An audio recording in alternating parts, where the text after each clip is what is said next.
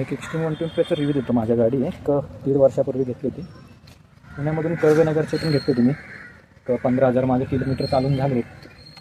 बघू शकता यामध्ये म्हणजे मी गावाला परत हिल्सवरती डोंगरावरती डायरेक्ट गाडी वगैरे चालवतो. ऑफ रायडिंग वगैरे केलेली आहे खूप गाडीला. कधी प्रॉब्लेम नाही झालेला यामध्ये गाडीमध्ये. तर फक्त इंजिन स्मूथनेसचं जर फक्त एवढं फील स्मूथनेस नाही होत जसं SP 125 वगैरेचे आहेत तसे फील गाडी चालवायला फील खूप चांगलं होतं. पण स्मूथनेस थोडासा अजून दिला असता. पिकअपमध्ये थोडासा इश्यू होता आहे गाडीचा की जर ओव्हरटेक करायचं असलं तर तुम्हाला थोडासा इश्यू वगैरे होईल. बाकी प्रॉब्लेमचं जर म्हटलं तर तुम्ही सिटी राईड करत असाल फर्स्ट अँड सेकंड गिअरमध्ये असाल गर्दीमध्ये तर तुम्ही क्लच दाबून रेस सोडला तर गाडी बंद पडते खूप वेळा. त्यामुळे थोडंसं पूर्ण रेस सोडू नाही शकत. ते प्रॉब्लेम्स एक होतो. आणि दुसरा म्हणजे सीट फिटिंग. जरा एक अंदाज येतो की सीट फिटिंग जरा प्रॉपर अजून झालेली नाही आहे. मी बाहेरनं मॉडिफाईड केली पण तरी प्रॉब्लेम दिसतोच. हा फिटिंग प्रॉपर दिसत नाही. हा जो गॅप दिसतो आहे खूप मोठा गॅप आहे. खूप मोठा गॅप आहे. हा बघू शकता. पण तुम्ही खाली वगैरे पूर्ण गॅप आहे ह्याच्यामध्ये दिसतो. बाकी अजून बघितलं तर रस्टचा पण खूप प्रॉब्लेम. रस्टिंग वगैरे थोडासा दिसतो. एक तर नट बोल्टमध्ये आहे म्हणजे हा आता नाही आहे की आत्ताच झाला वगैरे. आम्ही जेव्हा गाडी घेतली तेव्हाच होता.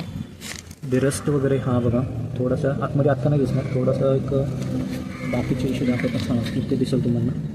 रस्टिंग वगैरे आहे आधीपासूनच आहे. तर आणि रबर्स वगैरे यामध्ये थोडासा रबर्स वगैरे जो आहे तर हा थोडासा खराब व्हायला आलेला आहे. खूप लवकरच झाला का काय माहीत नाही.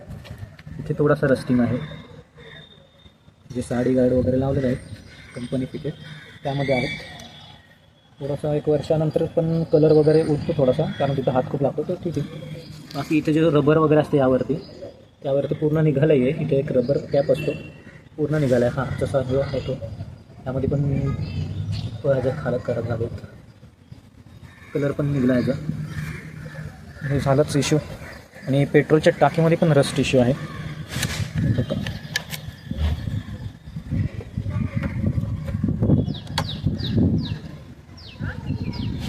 ते बघाल तर दिसेल टाकीमध्ये कसं काही रस्ट इश्यू आला मला ते समजत नाही. आणि हा आत्ता नाही आहे पण तेव्हापासूनच आहे. पण आता मी काही दाखवलं नाही कधी.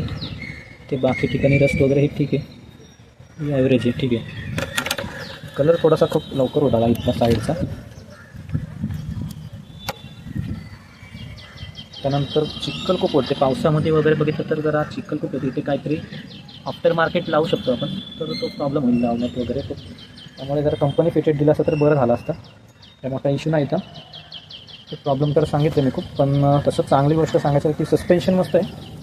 सस्पेन्शन चांगलं जसं की बाकी इतर गाड्यांपेक्षा SP 125 म्हणा किंवा काय म्हणा तर हा चांगला आहे तसे.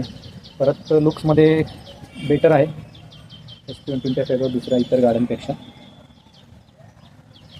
बाकीचं इंजिनचं लीक प्रॉब्लेम जसे यूट्यूबवर सांगतात इंजिनचं लीक प्रॉब्लेम त्यांना झाला किंवा सस्पेन्शन लीक झाला तर तसं काही मला आत्तापर्यंत तरी आलं नाही आहे.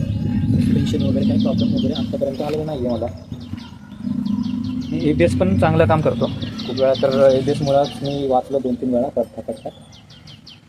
जसं मी खड्ड्यात वगैरे घातली होती एकदा चुकून साईडच्या खड्ड्यात गेली तर ABSमुळे मला खूप फायदा झाला की मी अर्जंट ब्रेक मारला तर ही गाडी हलली नाही गाडीवरनं. किंवा स्टेबल खूप चांगली आहे. हेवी आहे ना थोडीशी तर चांगली स्टेबल आहे गाडी आहे. बाकी प्रॉब्लेम्स वगैरे झाला तर तुम्हाला गाडी बंद पडायचा इश्यू खूप होईल. तसं तुम्ही तेवढं फक्त एक बघू शकता. चांगली घेतानाच फक्त चांगली बघून घ्या. बाकी टाकताना सर्व्हिस सेंटर चांगला निवडा किंवा तुमच्या कोण ओळखीचा गॅरेजमध्ये असेल तर गॅरेजमध्ये टाका.